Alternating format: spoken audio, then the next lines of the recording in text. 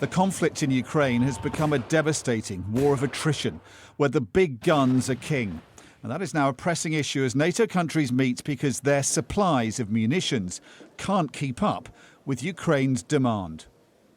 When it comes to artillery, we need ammunition, we need spare parts, we need maintenance, we need all the logistics to ensure that we are able to sustain these weapon systems. So it's not only about discussing new systems, but ensuring that all the existing systems are working as they should. Ukraine's defence minister was making it clear what he wants from NATO. His forces need ammunition from the West, and a lot more of it. Not since World War II and battles like Monte Cassino have so many artillery rounds been fired in a conflict as we're now witnessing in Ukraine. Ukrainian forces are thought to be getting through an average 5,000 shells a day. Finding exact data about munitions is next to impossible. Britain isn't the only country that closely guards that kind of classified information. But what this war is proving is that NATO countries have not been stockpiling nearly enough ammunition for years. Analysts say it's now clear as supplies currently stand, NATO would be hard-pressed fighting its own war against Russia, let alone supplying Ukraine's.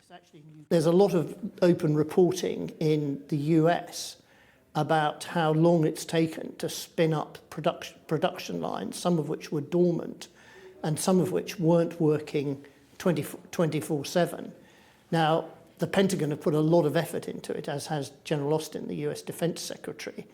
But it's far from clear to me that defence industry across NATO is as fully mobilised as it might be. So this is a wake-up call? I think so, yes. Western arms suppliers are ramping up production to try and meet Ukrainian demand. But Russia is too, as it militarises its economy. We know that they have ramped up production on their assembly lines, especially ammunition and armoured vehicle production. They are essentially taking out loads of vehicles out of storage, reconditioning them, upgrading them with whatever they can source. They are basically moving to a more longer-term war footing. The war's becoming a race to supply more and more weapons and munitions. That will only intensify, with both sides expected to launch massive new offensives as winter draws to a close. Dominic Waghorn, Sky News.